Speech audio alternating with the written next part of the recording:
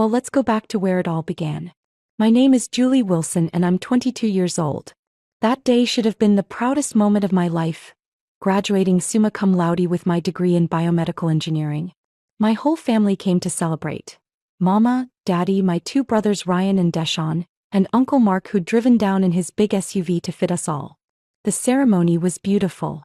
I walked across that stage knowing I was the first in our family to graduate college. Mama was crying happy tears, Daddy was taking pictures like crazy, and even my brother seemed proud for once. After years of struggle, working 3 jobs to pay for school, living on ramen noodles and hope, I'd finally made it. Uncle Mark suggested we celebrate at this fancy restaurant downtown. "Why treat?" he said, pulling out his wallet. "My niece deserves the best." We had steak, lobster, the works. Uncle Mark kept ordering drinks, talking loud about how successful our family was becoming. I should have paid more attention to how many whiskey sours he was knocking back. The rain started during dessert. Heavy drops pelting the restaurant windows. Daddy suggested we wait it out, but Uncle Mark waved him off. "I've been driving longer than you've been alive, brother. Little rain never hurt nobody." His words were slightly slurred, but we all piled into his SUV anyway. I sat in the back between Ryan and Deshaun, my graduation cap in my lap, diploma tucked safely in my purse. We were all laughing, singing along to old school R&B on the radio. For those precious moments, everything felt perfect. My family was proud of me. My future stretched ahead bright and promising. I had no idea that in 30 minutes, everything would change forever. That the people I trusted most in the world would make a choice that would haunt me for the rest of my life. The highway stretched ahead like a black ribbon in the rain. Uncle Mark was going too fast. I could feel it in my stomach as we took those curves. The speedometer read 70, maybe more. Deshaun was showing me something on his phone when I noticed Uncle Mark's head nodding. "Uncle Mark, you okay?" I called out, but my voice got lost in the music and rain drumming on the roof. Mama turned around. "Julie, baby, tell me more about that internship offer. Johnson & Johnson, right?" She was trying to keep the conversation going, probably sensing what I was sensing. That something wasn't right. "Yeah, Mama, they want me to start in their research division next month." I was excited, but my eyes kept drifting to Uncle Mark's reflection in the rearview mirror.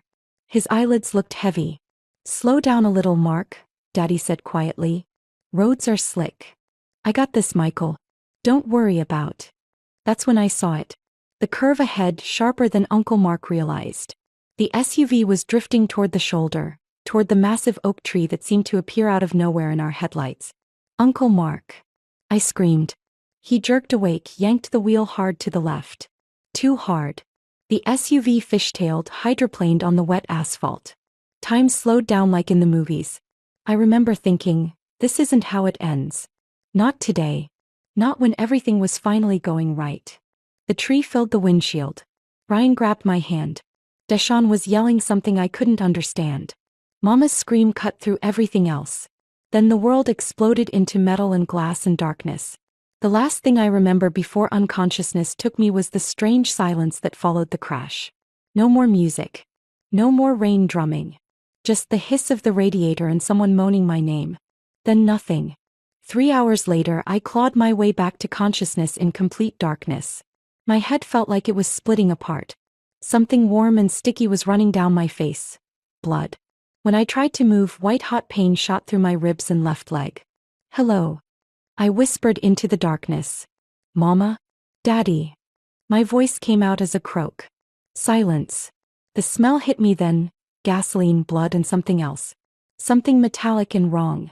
I reached around blindly, my fingers finding twisted metal where the roof should have been. The passenger seat was empty. Front seat was empty too. "Ryan? Deshaun?" I called louder, panic rising in my throat like bile. Nothing but the sound of rain dripping through shattered windows. I tried to move again and screamed. My left leg was pinned under what felt like the dashboard. When I reached down to feel it, my fingers came away wet with blood. Broken. Definitely broken. That's when the horrible truth started sinking in. They were gone. All of them. My family had crawled out of this wreckage and left me here. Unconscious. Bleeding. Trapped. "They'll come back," I told myself, trying to fight off the panic. They went to get help. They'll be back with paramedics any minute now. But the rational part of my mind, the part that earned that engineering degree, was already calculating. 3 hours. In weather like this, with injuries like mine, 3 hours was the difference between life and death. My graduation cap was still beside me, soaked in blood and rain. My purse was wedged under twisted metal, everything inside scattered. The diploma I'd worked so hard for was probably ruined. But I was alive. Barely, but alive. I had to stay alive until help came. I had to believe they were coming back for me. Hours crawled by like centuries. The rain turned heavier, pouring through the shattered windshield and broken windows. I was soaked, shivering, fighting to stay conscious. Every breath felt like knives in my chest. Broken ribs for sure. I tried my cell phone, but it was smashed beyond repair. The car was upside down in a ditch, hidden from the road by that massive oak tree. Nobody could see us unless they were really looking. Where are they? I whispered to the darkness. My family should have been back by now with help. Unless, well, I couldn't think about that. They wouldn't leave me. Not my own family. Not Mama, who used to stay up all night when I was sick. Not Daddy, who worked double shifts to help pay for my textbooks. Not my brothers, who annoyed me every day because they loved me. They were coming back. They had to be. But as the night wore on and hypothermia started setting in, darker thoughts crept into my mind. Uncle Mark had been drinking. A lot. If police came, they'd test him for alcohol. His license would be gone. Maybe jail time. And the insurance. Daddy always worried about money, about medical bills we couldn't afford. If I was hurt bad enough to need surgery, ICU care. No, I said out loud, my voice echoing in the twisted metal coffin. They wouldn't. They're not like that. But deep down, in the part of my soul that engineering school had taught to analyze problems logically, I was starting to understand. The pieces were adding up to an equation I didn't want to solve. My family had made a choice. And I wasn't part of it. Dawn was still hours away, but I could feel myself slipping. Blood loss, shock, hypothermia. My body was shutting down. If help didn't come soon, I was going to die in this car. Alone.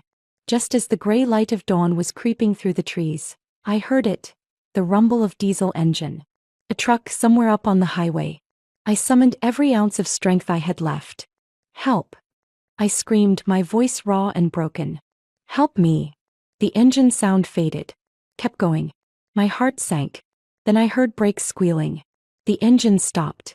Footsteps crunching through wet leaves, getting closer. Jesus Christ, a man's voice said. There's somebody in there. A flashlight beam cut through the darkness, landing on my face. I'd never been so happy to see light in my life. Ma'am? Ma'am, can you hear me? The voice belonged to a black man, maybe 50, wearing a trucker cap. My name's Willie Jefferson. I'm gonna get you out of here. Please, I whispered. I've been here hours. Willie was already on his radio calling for ambulances, fire department, police. His voice was calm but urgent. We got a serious MVA out here on Highway 46, about 2 miles south of the Texaco. Young woman trapped in the vehicle, looks like she's been here a while. While we waited for help, Willie climbed partially into the wreckage to check my injuries. His gentle hands found my pulse, assessed the damage. You're gonna be okay, sweetheart. Help's coming. Bye, family, I managed to say. They were in the car too. Willie's flashlight swept through the vehicle, taking in all the evidence. Multiple seats, scattered belongings, blood in different areas. His expression changed. Honey, he said carefully, how long you been alone in here? 6 hours. Maybe more.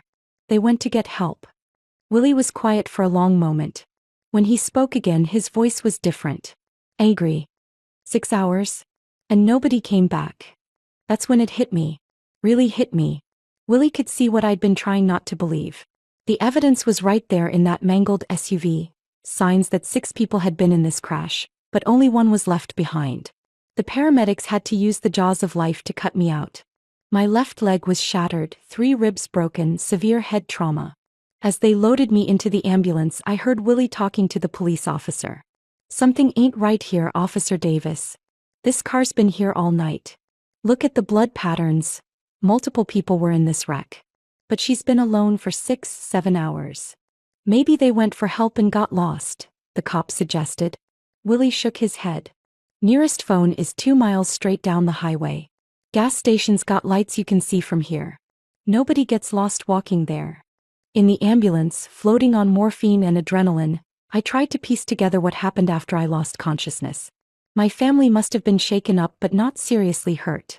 They'd climbed out, assessed the situation, and made a decision. Uncle Mark was drunk.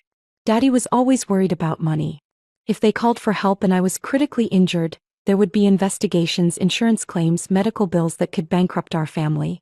But if I wasn't in the car when it crashed, if I had stayed at school for the weekend like they'd probably already told people, if this was just a single car accident with everyone safely out, the insurance payout would be clean. Uncle Mark might get a DUI, but no attempted manslaughter charges. Me. I was just a loose end they could deal with later if I survived. "Where's my family?" I asked the paramedic. He checked her clipboard. "Honey, according to the accident report, everyone got out safely. The police were told all occupants were accounted for." My heart stopped. "What?" "Your family reported that everyone exited the vehicle after the crash. They said no one else was inside when they left to get help." Even through the morphine haze, the betrayal hit me like a physical blow. They hadn't just left me, they'd actively lied to prevent rescue teams from looking for me. My own family had written me off for dead. I died in the emergency room. Officially. My heart stopped for 3 minutes and 12 seconds while they were trying to stabilize me for surgery. The monitors went flat, alarms screaming. I was gone. Later, Dr. Hancock would tell me it was blood loss and shock. My body just couldn't handle any more trauma. But I remember what it felt like, floating above the table, watching them work on my broken body, feeling strangely peaceful. I saw a bright light like everyone talks about, warm and welcoming. For a moment, I almost went toward it, almost let go. But something held me back. Anger maybe. Or just pure stubbornness. I wasn't done. Not like this. The crash team got my heart beating again. Barely. I was rushed into surgery where Dr. Sarah Richardson worked for 8 hours to put my leg back together. Metal plates, screws, pins. He saved the leg, but just barely. Then came the medically induced coma. My brain was swelling and they needed to give it time to heal. 2 months, they told my family when they finally called the hospital. My family, who had spent the last 14 hours telling everyone I was celebrating with friends, and had decided to stay at school for the weekend. The hospital tried to reach my emergency contacts repeatedly. The calls went straight to voicemail. When someone finally answered at my parents' house, the conversation was brief. "Oh my God," Mama said. "We thought she was dead. Where has she been all this time?" The nurse was confused. "Ma'am, your daughter was in the car accident last night.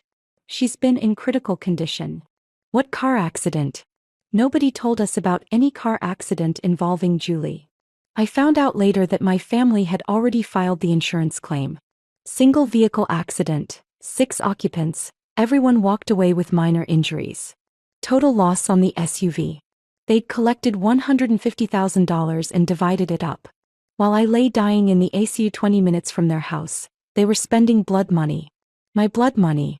2 months later, I opened my eyes to white ceiling tiles and the steady beep of machines.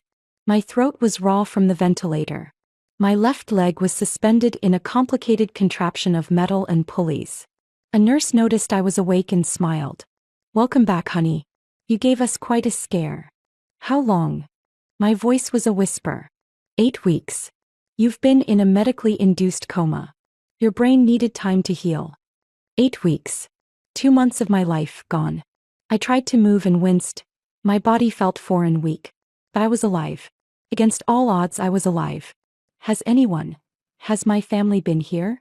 The nurse's expression shifted slightly. "Honey, we had trouble reaching your family at first. They thought, well, there was some confusion about the accident." Dr. Chin came in later that morning to explain my injuries, my prognosis. The leg would heal, but I'd walk with a limp. The head injury had caused some memory issues, but my cognitive function seemed intact. Physical therapy would take months, maybe years. "You're lucky to be alive," she said. "Most people don't survive that level of trauma, especially when rescue is delayed that long." "About that," I said carefully. "The delay. What exactly happened?" Dr. Chin consulted her chart. According to the police report, all occupants were initially believed to have exited the vehicle safely. It wasn't until a passing motorist spotted the wreckage the next morning that anyone knew someone was still trapped inside. "And my family?" They filed a report stating that everyone had gotten out. That's why the initial rescue teams didn't search the vehicle thoroughly. The pieces were all there, laid out like evidence in a courtroom. My family had made a conscious decision to leave me for dead, then lied to cover it up. The insurance money was just a bonus. I asked for a phone. Time to call home and see what story they'd tell me now. My hands shook as I dialed home. The phone rang 3 times before Mama picked up. Hello. Mama? It's me. It's Julie. Silence. Then, oh my God, Julie. Baby, where have you been? We thought you were dead. We've been so worried. The lie came so easily. So naturally. Like she'd been practicing it for 2 months. Mama, I was in the car accident. With Uncle Mark. I've been in the hospital in a coma. What car accident? Honey, you're not making sense. Uncle Mark's accident was 2 months ago, but you weren't with us. You decided to stay at school, remember? My blood ran cold. She was sticking to the story even now. Even when she knew I was alive and could contradict her. Mama, I graduated that day. We all went to dinner. I was in the back seat between Ryan and Deshawn. You turned around and asked me about the Johnson & Johnson internship. Sweetheart, you must have hit your head or something. You're confused. We celebrated your graduation, but you stayed at school afterward. You called and said you wanted to spend the weekend with friends. The gaslighting was masterful. If I hadn't been there, if I hadn't lived through those 6 hours of hell, I might have believed her. Mama, my graduation cap was in that car. Covered in my blood. Honey, you need to see a doctor. You're talking crazy. That's when I heard Daddy's voice in the background. Who is it, Linda? It's Julie. She's saying some strange things about being in Mark's accident. Let me talk to her. Daddy got on the phone. Julie? Baby girl, where are you? I'm at Memorial Hospital, Daddy. Where I've been for 2 months. In a coma. Because my family left me to die in that car. Now hold on. Nobody left nobody. You weren't in that car, Julie. I don't know what kind of game you're playing, but it ain't funny. The conviction in his voice was chilling. They'd told this lie so many times they almost believed it themselves. Fine, I said quietly. I'll be in touch. I hung up and cried for the first time since waking up. Not from pain, but from the crushing realization that my family was willing to sacrifice me to save themselves. But I was alive. Against their wishes, despite their betrayal, I was alive. And I was going to make them pay. Willie Jefferson visited me every few days during my recovery. The truck driver who saved my life became my most important witness and eventually something like a surrogate father. I seen a lot of bad things on these roads, he told me one afternoon, but what your family did? That's evil. Pure evil. Willie had kept meticulous records of what he found that morning. Photos he took with his phone before the police arrived. Time stamps. Even recordings of his radio calls for help. He'd suspected something was wrong from the beginning. The blood patterns alone tell the story, he explained, showing me printouts he'd made. 6 people in that car, no doubt about it. But only 1 left behind. Through Willie, I connected with Officer Davis, who'd responded to the scene. He remembered Willie's concerns about the timeline and the abandoned victim. More importantly, he remembered my family's statements about everyone being safely out of the vehicle. I gotta be honest, Officer Davis told me, it didn't sit right with me at the time. But the family was adamant that everyone had exited the vehicle. Dr. Hancock, the ER doctor who'd brought me back from the dead, provided medical records documenting the extent of my injuries and how long I'd been trapped. The trauma patterns were consistent with being pinned in wreckage for hours. Then there was the insurance investigation. My family's claim had been processed quickly, too quickly, according to investigator Janet Torres. Single vehicle accident, all occupants safe, total loss payout of $150,000. But if you were critically injured in that same accident, Janet explained, and they failed to report it, that's insurance fraud. They collected money under false pretenses. The legal case was building itself. Abandonment. Reckless endangerment. Insurance fraud. And if prosecutors wanted to push it, attempted murder. But first, I had to get out of this hospital bed and learn to walk again. Justice would have to wait until I was strong enough to fight for it. The physical therapy was brutal, but every painful step was motivated by rage. They thought I was dead. They profited from my near death. Now they were about to learn what resurrection looks like. 6 months of physical therapy taught me that my body was tougher than my family's love. My left leg would never be the same. The limp was permanent, the pain constant. But I could walk. I could stand. I could fight. Dr. Patricia Williams, my physical therapist, pushed me harder than anyone ever had.